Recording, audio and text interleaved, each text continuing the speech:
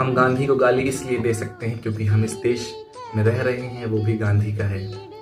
आज जब हम 15 अगस्त का अमृत महोत्सव मनाएंगे तो हमें ये नहीं भूलना चाहिए कि जब 15 अगस्त 1947 को पूरा भारत आज़ादी के रंगमंच में जमा हुआ था, सब लोग आज़ादी की जश्न मना रहे थे, तब एक शख्स हाथ में लाठी लिए और सफ़ेद धोती पहनकर नोआखाली की गलियों में दंगे रुकवा रहा था।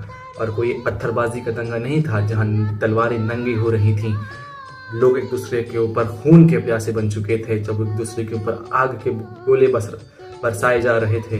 वहाँ गांधी ने लोगों के दरवाजों को खटखटाकर कहा था कि हिम्मत मारो, ये लोग तुम्हारे भाई हैं।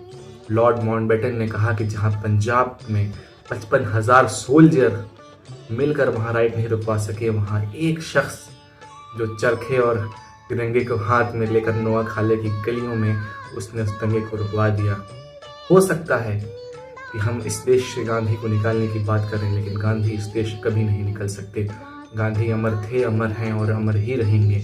हो सकता है कि जब इस देश में कुछ भी ना बचे, सब विध्वंस हो जाए, सब खंडर हो जाए, तो उसमें से एक गांधी की तस्वीर लिए कोई खड़ा होकर कहेगा कि ये देश गांधी का है, और पुनर्निर्माण करेगा उसी गांधी की विचारधाराओं के साथ, उसी अहिंसा परमो धर्मों के साथ, वही अहिंसा जिसके बारे में लॉर्ड माउंटबेटन ने ब्रिटिश पार्लियामेंट में खड़े होकर कहा था। आंख नम आंखें थीं उसकी, लेकिन फिर भी उसने कहा था कि आज हमने इंडिया को आज़ाद कर दिया, लेकिन हम आज भी उस एक शख्स जिसके पास कमज़ोर हड्डियां ज़रूर थीं लेकिन उसके इरादे मजबूत थे, जिसके पास सिर्फ एक लाठी थी और उस लाठी से उसने इस पूरे देश को आज़ाद करा दिया, जिसका मूल मंत्र था अहिंसा परमो धर्म।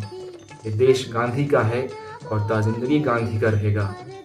इस बात को हम हरगिज़ ना भूलें। कोई मजाक, कोई रील, कोई मीम हम बनाते फिरें, लेकिन जो गांधी ने इस देश के लिए किया है हम उसका तसव्वुर भी नहीं कर सकते हैं।